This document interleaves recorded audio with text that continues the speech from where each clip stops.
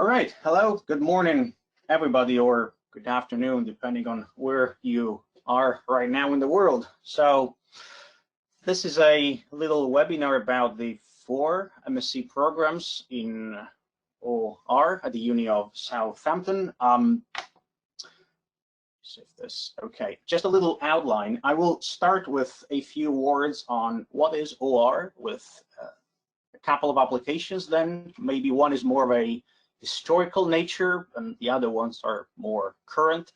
And then I will go into a brief overview of our offer, the different programs we have, some of the modules you may be taking in those programs, and I will finish with a few points on the dissertations and the way we run them here in Southampton in our 4 MSc programs. Just a very quick introduction. I'm Stefano Coniglio. I'm Associate Professor of OR here in Southampton. I'm in the Department of Mathematics, and I'm the admission tutor for the 4 MSc programs we're talking about today. You can see my email there on the slide, and I invite you to send any questions you may have, if you don't get a chance to ask them here in the webinar, directly to me. So OR, what is OR? You may know a few of those things already, but I'd like to go through them again to give you the bigger picture of what OR is and what place it has in the grander, larger scheme of things. So it's a branch of applied mathematics interested in the development of chiefly mathematical models and quantitative methods, such as optimization algorithms for supporting decision making. It borders on a large amount of other disciplines. It's applied mathematics, of course, also computer science, but it also goes into economics, management, AI, and actually many others, transportation, for instance. Decision-making problems, which are what we are trying to solve in OR, are problems that ask us to identify among a typically large set of solutions, one which is better than the other ones, according to one or more quantitative objectives.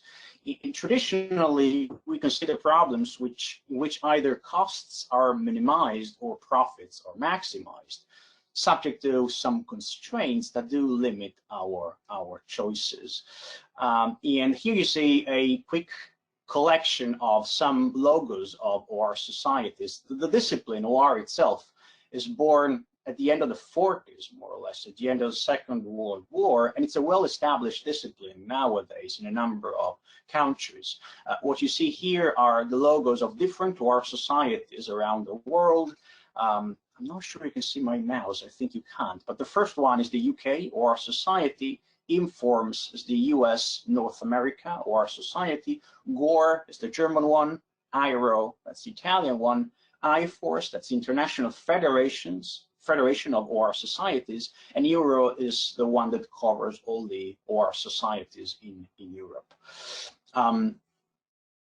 This is what I mentioned about placing OR in a larger context involving other disciplines. So OR belongs to the wider area of analytics, which is a word I honestly don't like that much, but it's an established word nowadays. And analytics encompasses other disciplines, including, for instance, machine learning, which is, I guess, what many of you would be interested in when many of you refers to those of you who would like to start the data and decision analytics program with us. So there are maybe 3 different stages or classes of analytics: descriptive analytics, predictive analytics, and prescriptive analytics. Now, the first one, descriptive analytics, is essentially about, well, the following thing. You have a process, you have some phenomenon which is ongoing, and you want to understand it. And then you use techniques for transferring into some mathematical model this process to be able to understand how it behaves. Maybe you are, let's say, shopping for groceries every couple of weeks, and someday you want to collect some statistics about your grocery shopping. And this is essentially what you do, descriptive analytics. You want to understand how much you spend, when you spend, what's the average, standard deviation, some information related to this phenomenon, which has been going on for a while. It's predictive analytics if you try and do something similar, but not for understanding something that has already happened, but to understand what will happen in the future. For instance, you want to forecast your expenditure in groceries over the next year. That's predictive analytics. Prescriptive analytics, on the contrary, is something slightly different. And prescriptive analytics is what OR is about. In prescriptive analytics, you are looking for a suggestion of what actions you should take to achieve a certain goal. And the key point here is that without your action, that goal will not be achieved at all. You're not anymore trying to understand a phenomenon, you're trying to affect this phenomenon, you're trying to drive it in a certain direction which is better for you. And in particular, machine learning and forecasting, which are topics that we do teach in our programs, are more naturally descriptive and predictive techniques as opposed to what OR is. Now, maybe one word on the name, why it is called operational or operations. Operations is more of the US, North American way of referring to the discipline. In the UK, we usually talk about operational research. Well, a number of textbooks would say that OR is about researching, hence the word research, the best or most efficient way to carry out operations. And the operations we are referring to here, historical list, are military operations. That's not really the case anymore nowadays, and we'll talk about this later on, but historically, it's military operations people had in mind. And as I said before, the inception of war techniques is mainly in World War I and World War II. I'd like to give you an example I like about one of the first applications of OR. It's in the context of the war, but it's not a warmongering application. It's more of a humanitarian application. Here we are in Russia in December 1941 in Leningrad, which today is the city of St. Petersburg. And the city has been under siege by the Nazi army, the German army, and the Finnish army as well for about 4 months. And it's December, so it's really, really cold. And, well, the city is under siege, and you can picture the city as a square, and 3 of the 4 sides are inaccessible because the Nazi and Finnish army are patrolling them. There is only one of the 4 sides which is not patrolled, but there's a lake there. It's the Ladoga Lake, and usually in summer it could be used as a way for shipping goods inside the city, but in December it's completely frozen, and so supplies cannot be delivered through the lake. And the Red Army, they are trying to find a way for resupplying the city during the siege, and they draw what has gone down in history now as the Road of Life. It's a 48-kilometer path that goes across the frozen lake. And they decide to use this path for resupplying the city. But of course, there's a major risk there, the risk of breaking the ice.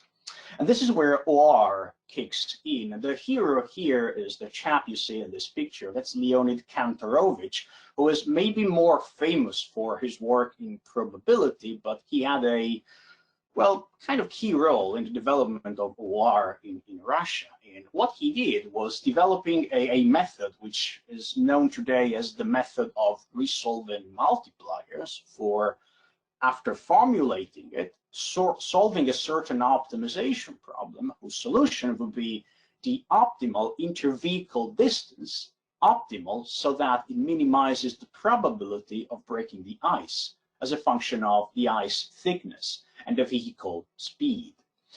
And the nicer part of the story is that in winter 1941, they say Kantorovich was spotted walking among the vehicles, in the convoy of vehicles on the frozen lake at nighttime. And he did that to convince the officials of the correctness of his calculations. He was so confident in the correctness of his procedure, of the algorithm he put together and the result he got, that he was willing to risk his life in a way to show the higher ups that his math was correct and the probability of breaking the ice was really, really small. He got a Nobel Prize for his work in resource allocation theory in '75 with Koopmans for, among other things, the algorithmic work he started with his application in 1941. So as I told you before, of course, there still are military applications nowadays of OR, but most of the modern applications are in other sectors, in particular in planning industrial operations, but also in, well, a number of different areas: procurement, training, logistics, infrastructure. The array of options is really, really large.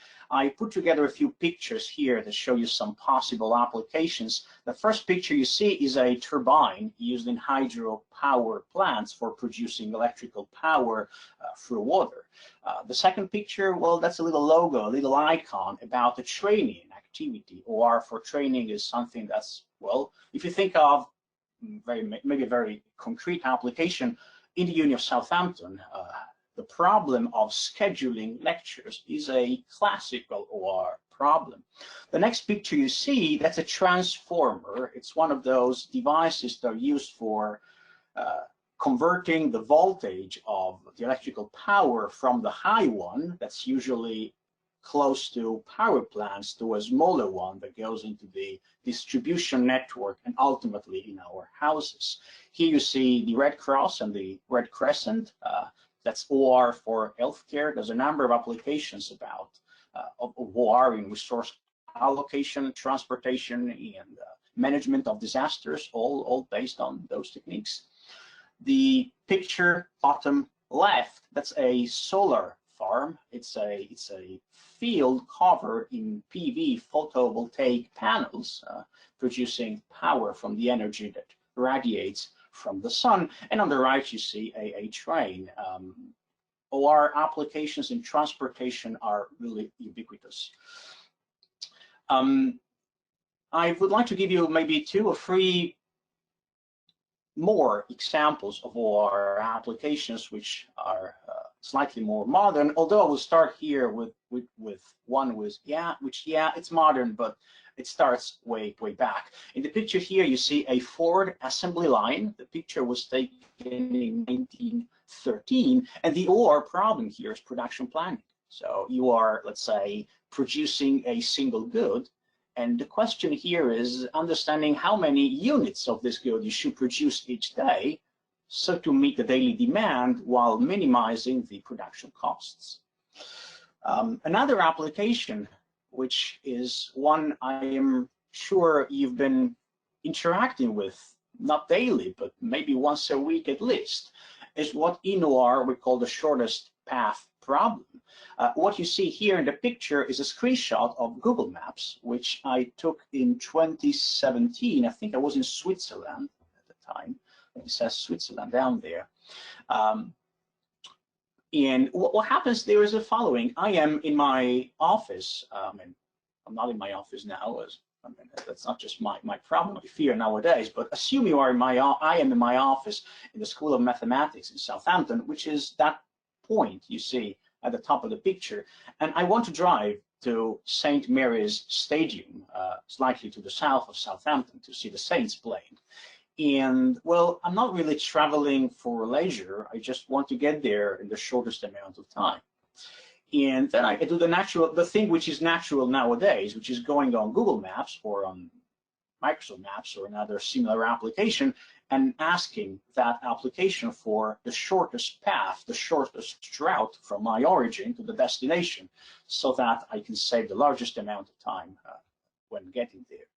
And what you see here is that, well, Google is gracious enough to give me 3 options: an 11-minute option, a 13-minute option, a 14-minute option, and well, I'm free now to choose which of the 3 I like. But well, what goes on behind the curtains when you query Google with you give Google such a query is actually the solution of an optimization problem, of an OR problem. Google has a model of the road network, very complicated, very large one. You supply an origin and destination pair to this model, and you ask for a route of minimum length that connects the 2 points, the origin and the destination.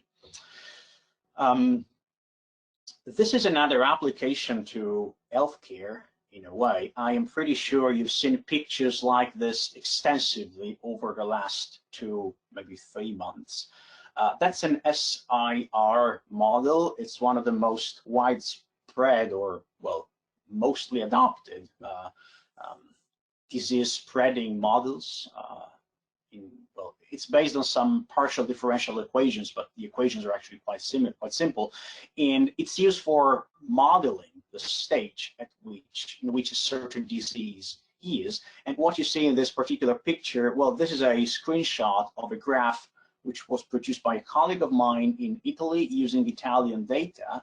And what was happening here was essentially using OR techniques for choosing the best parameters for the epidemiological model to fit the historical data. By the way, we have colleagues here in Southampton who have been working on this for the last couple of months. We got colleagues in OR who are interested in this in a way. Colleagues in stats are doing something very, very similar. I do not have a slide on this, but I just thought I could give you a couple of words about this. I was personally involved a couple of weeks ago in a workshop with a knowledge transfer network about the agri-food industry in the UK. We were addressing the problem of supplying groceries to supermarkets from the supply points under the present situation, which is a chiefly OR-related problem arising in this similar situation to the one you see in this slide. A couple more words about applications before going into details about our program. This slide is about maybe the most famous OR problem out there. It's a traveling salesman problem. It's a very simple thing, and let's just start from the picture. What you see in the picture here is, well, of course, the map of the US. And there is a little pin. There's actually 50 pins there. Those are the 50 US landmarks suggested by Tracy Stetter in 2015 in the Discovery News. And well, what happens here is the following. You're reading Discovery News and you read about this guy who's telling you that, well, if you go to the US, there's 50 places you mandatorily have to visit. And you're like, okay, let's do that. Let's say you took off from London, you landed in New York, and okay, you got those 50 places to visit. And the question now is, how would you do it? And maybe the natural answer is you would like to minimize the travel time, okay? And if you want to do that, if that's your aim, you are facing an OR problem, and that's a traveling salesman problem. The problem of deciding how to visit a certain amount of locations in the shortest amount of time without revisits. You don't want to go to the same place twice. You want to go back to the origin, and as I said a second ago, you want to minimize the travel time. And this is a very natural application of the problem, the one I mentioned to you right now. But there's a number of way more important applications which are not just based on leisure for the TSP. It's used in scheduling, in circuit design. It's the key problem in transportation. Lots of the OR problems that are solved in logistics have the TSP as the building block, as the basic, most simple sub-problem behind them.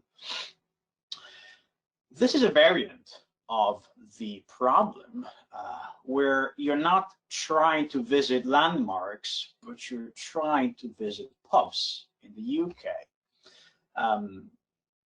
What the person who built this picture did, that person is Bill Cook. You have a link to his webpage with some details about this application. What he did was the following. He took the UK Pub Galore guide in 2017, I think, which contained 24,727 pubs in the country. And then it was like, okay, I want to visit each and every of them, and I want to know how much time it will take me. And well, that's an instance of the TSP problem. And once you apply a certain amount of algorithms for the solution of the problem, the output you get is that it should take you about 45,000 kilometers to visiting all those pubs around the country. If you look at the map, you see that some ferries are taken to move between Isle and Isle, but that's a tour. So eventually it gets back to the starting point. And well, assuming a speed of, say, 43 miles per hour, traveling through this tour should take about 27 days for, well, assuming you drink at least a pint in each pub, otherwise it'd be a waste of time, that's around 12,000 liters of beer, which is, well, almost 500 liters per day if you take 27 days for covering this tour. Of course, that's a, well, not super realistic application, but it gives you an idea of what can be done by solutions of this problem, by solving this problem. Okay, so I hope I gave you a good enough introduction to the discipline with a few interesting applications. I would now like to go very briefly, actually, into the offer we have here in Southampton. And before going there, just a couple of words about who we are here in Southampton.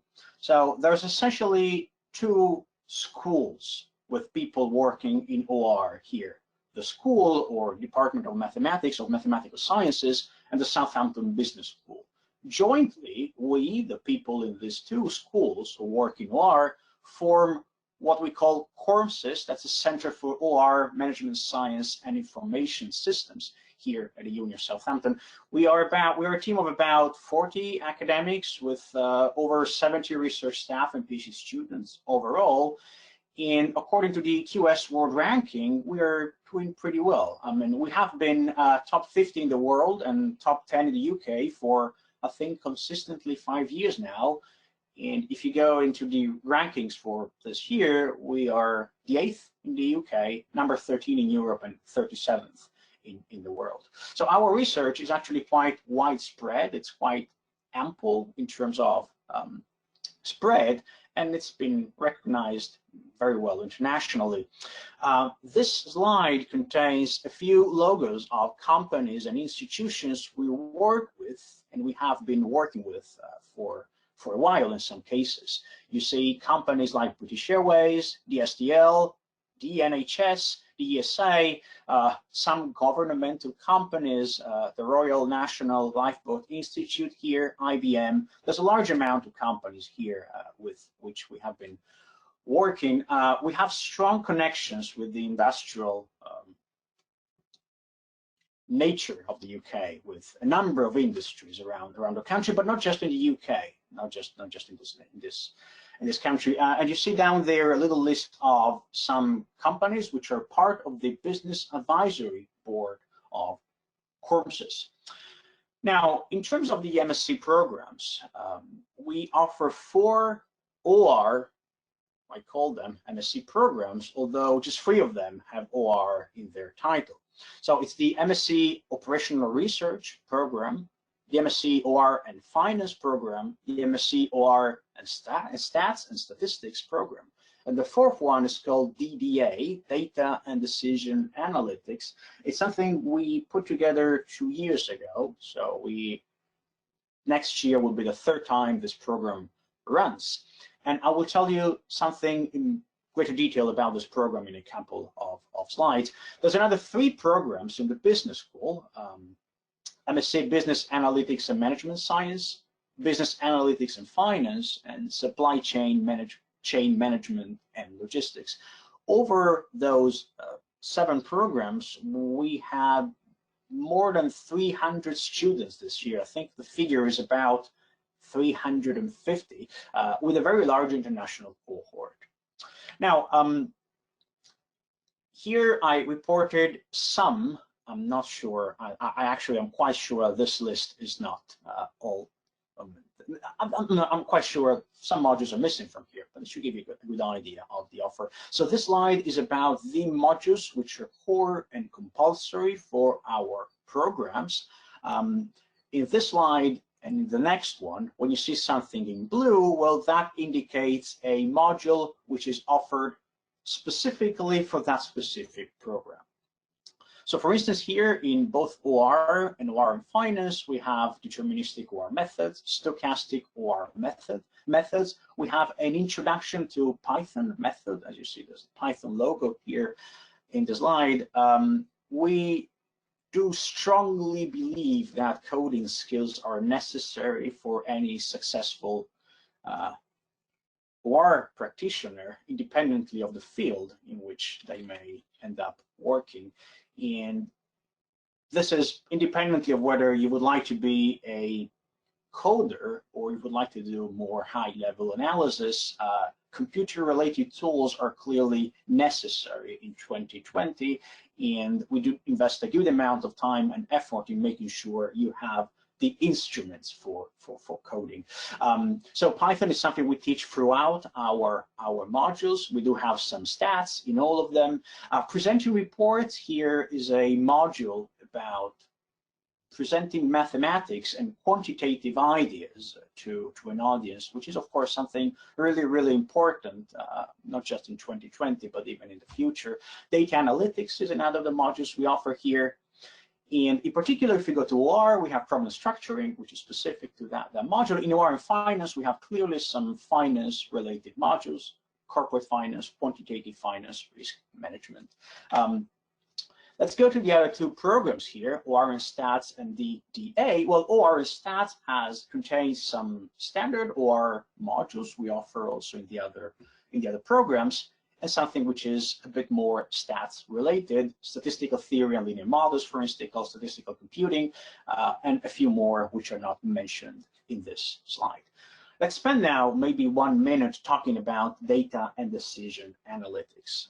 So one question that I got a few times was, why are we teaching data science in OR, in an OR related program? Or why is data science or data and decision analytics in the context of OR related MSc programs? Well, the reason is essentially the following.